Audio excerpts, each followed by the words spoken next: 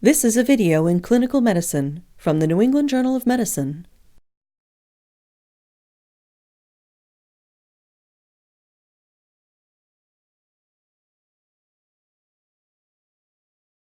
The hand and the wrist are very complex. They have a higher concentration of joints and more degrees of freedom than any other part of the body. This video will demonstrate the anatomy of the hand and ways to assess common diseases of the hand.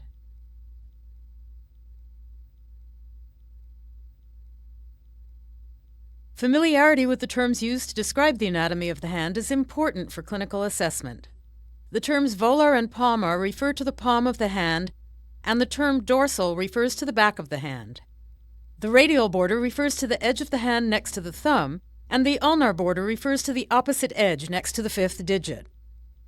Each finger is composed of 3 phalangeal bones that articulate at 3 joints: the metacarpophalangeal joint between the metacarpal bone and the proximal phalanx, the proximal interphalangeal joint between the proximal and intermediate phalanges, and the distal interphalangeal joint between the intermediate and distal phalanges. The thumb has only 2 phalangeal bones and 2 joints: the metacarpophalangeal joint and the interphalangeal joint. The anatomical snuff box is the triangular depression on the dorsal radial aspect of the hand and wrist and is an important surface landmark. The 2 sides of the isosceles triangle that make up the anatomical snuff box are formed by the extensor muscles of the thumb, the base of the triangle is formed by the radial styloid process in the wrist, and the apex is marked by the carpometacarpal joint of the thumb. The scaphoid bone, which is positioned in the floor of the snuff box, is the carpal bone that is most commonly fractured. Another important surface landmark is Lister's tubercle, a small bony prominence palpable on the dorsal radial aspect of the wrist. Identification of Lister's tubercle is key to locating the distal radius and the scapholunate ligament, which holds together the scaphoid and lunate bones of the wrist. On the dorsal side of the wrist and just ulnar to Lister's tubercle is the distal ulna, which is the largest prominence in the wrist.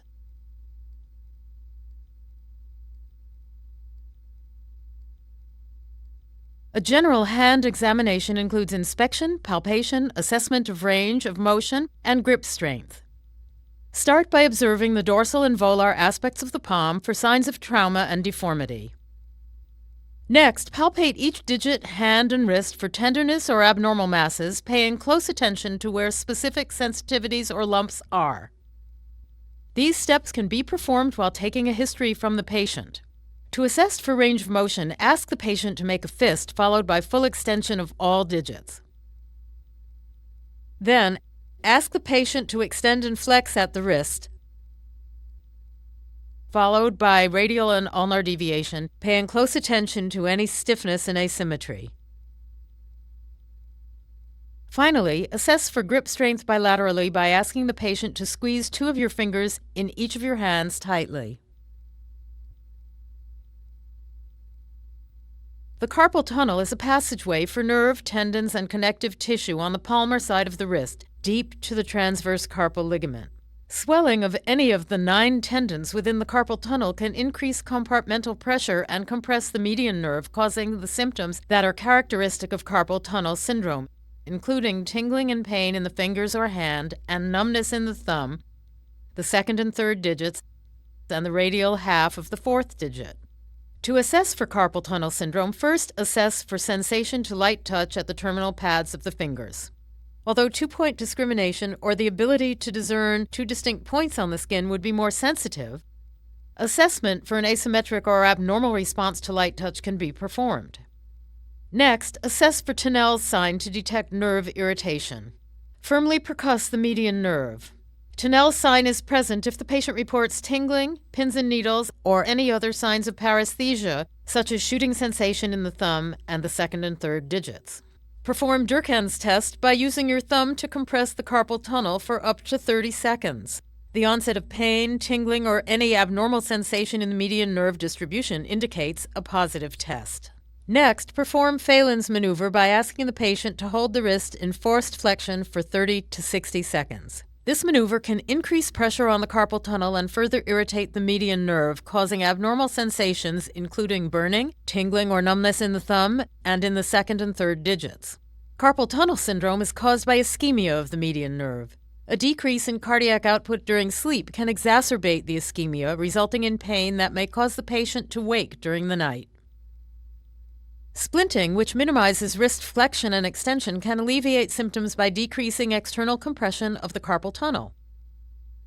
However, unrelenting symptoms may be an indication for surgical release.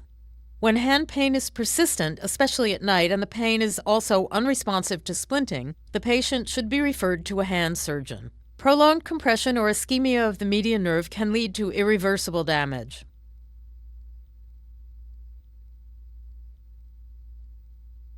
Also known as stenosing flexor tenosynovitis, trigger finger occurs when a finger becomes stuck in a flexed position and then extends suddenly, often with a painful snap. In extreme cases of trigger finger, the finger may remain locked in a persistent state of flexion. Trigger finger is typically caused by inflammation of the flexor tendon. Inflammation leads to thickening and subsequent stenosis of the tendon sheath. The tendon sheath is composed of multiple pulleys that hold the tendon to the bones as the tendon glides during bending and straightening of the finger. Normally, the sheath releases tenosynovial fluid that facilitates gliding of the tendon during movement. Repetitive gripping motions can cause inflammation and irritation of the tendon and can sometimes lead to the formation of a nodule on the tendon, all of which lead to narrowing of the space within the sheath, which prevents the tendon from gliding smoothly. The mechanical clicking or locking sensation is typically due to the inflamed smooth tendon or the nodule popping in and out of the flexor sheath pulley over the volar side of the metacarpophalangeal joint. Thus, the metacarpophalangeal joint of the affected finger should be examined for evidence of tenderness and a nodule. Sometimes trigger fingers can be confused with Dupuytren's contracture. Dupuytren's disease is a genetic condition affecting the palmar fascia of the hand, which can lead to visible cords that pull a finger into flexion.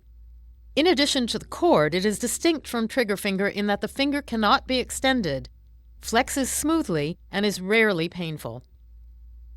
Patients with certain medical conditions such as diabetes or rheumatoid arthritis are at increased risk for trigger finger. Mild cases of trigger finger may be resolved with splinting and the avoidance of repetitive gripping, but in many patients, glucocorticoid injections near or into the tendon sheath are required to reduce inflammation. Because the tendons of the finger lie close to the skin, a laceration can injure underlying tendons and subsequently impair digital flexion. Each finger has two tendons. One is the flexor digitorum profundus tendon, which is assessed by flexion of the distal interphalangeal joint.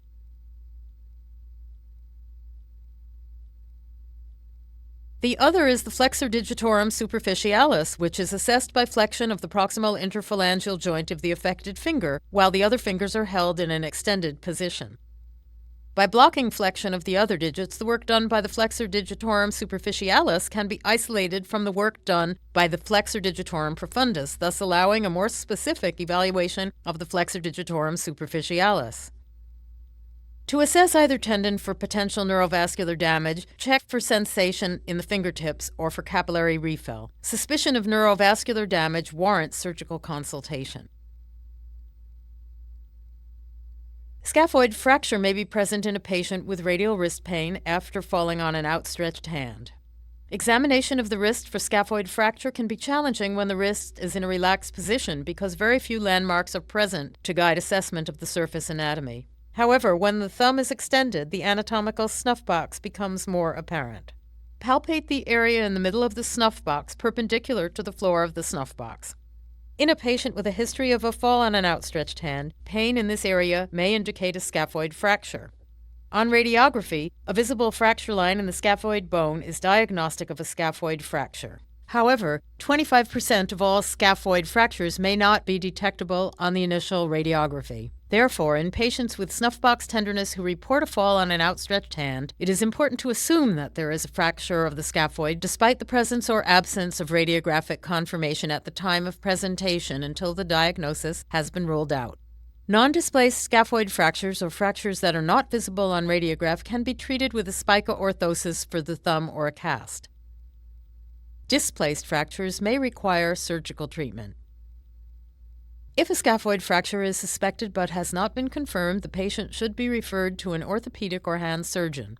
Failure to identify a scaphoid fracture may result in necrosis of scaphoid fragments and can lead to the early onset of arthritis in the wrist.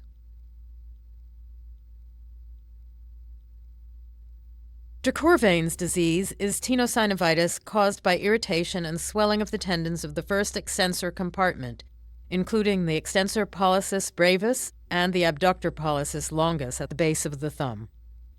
A patient with de Courvey's disease may present with pain on the radial side of the wrist, especially when grasping an object or twisting the wrist. Swelling may also be seen. Finkelstein's maneuver can be used to assess for de Courvey's disease.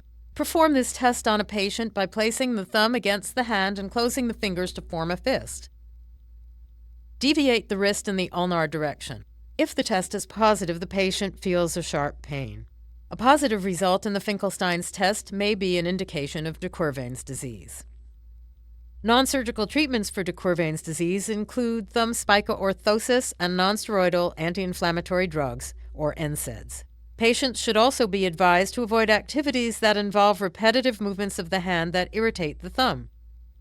Injection of glucocorticoids into the tendon sheath can reduce inflammation and swelling of the tendon and relieve pain. Glucocorticoid injections are effective in approximately 80% of patients. However, repeat injections are of equivocal value and may have side effects, including tendon injury. Carpometacarpal arthritis of the thumb is a degenerative disease in which the cartilage between the two bones of the carpometacarpal joint breaks down. The rubbing of the two bones against each other produces pain. Assess the carpometacarpal joint of the thumb for arthritis by palpating the joint. First, locate the dorsal side of the joint or the bony prominence distal to the snuff box. Then, press your hand on the volar aspect of the joint. Next, perform the grind test by rotating the thumb at the carpometacarpal joint while applying axial pressure to the joint. Grinding occurs when carpometacarpal arthritis is severe. A grind test, however, is considered positive when pain is elicited with this maneuver, with or without crepitus, or when the examiner feels a grating sensation. In its early stages, osteoarthritis can be managed with NSAIDs and physical therapy. Severe cases may require a thumb spica splint and glucocorticoid injections to reduce swelling and inflammation. However, the benefit of glucocorticoids in the treatment of carpometacarpal arthritis has not been well supported. Patients should also be encouraged to avoid any activity that puts stress on the thumb, such as pinching or twisting motions. A patient with a fracture of the distal radius will present with pain, bruising, and swelling in the area of the distal radius. Lister's tubercle may be especially tender on palpation. Although a fracture may be detected on radiograph, a substantial number of fractures may not be detected on initial imaging. Thus, if a broken bone is suspected or if the fracture is in good position, a plaster or fiberglass orthosis or cast is recommended. If plaster or fiberglass is not available, temporary immobilization with a prefabricated splint is advisable. If bone fragments are angulated or poorly aligned, surgery may be necessary. In addition to several of the more common conditions of the hand and wrist mentioned thus far, there are other less commonly seen conditions that may necessitate referral to a hand specialist. These include scapholunate ligament tear and extensor carpi ulnaris tendinitis. If a patient has point tenderness over the depression distal to Lister's tubercle, there may be a tear in the scapholunate ligament, the most commonly injured ligament in the wrist.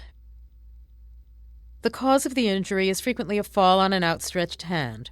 As with scaphoid fractures, a tear of the scapholunate ligament can lead to permanent injury if not properly treated. Point tenderness over the distal ulnar tendons and distal portion of the distal ulna may be indicative of extensor carpi ulnaris tendinitis or injury of the triangular fibrocartilage complex, respectively. The extensor carpi ulnaris tendon allows the wrist to be in its most functional position, which is extension with ulnar deviation. The triangular fibrocartilage complex stabilizes the wrist during pronation and supination. This video has provided an overview of the anatomy and common injuries associated with the hand and wrist. Proper clinical evaluation of the wrist requires the clinician to obtain a medical history of the patient and to inspect and palpate the site of injury. Depending on the circumstance, a radiograph can be helpful and surgical consultation may be necessary.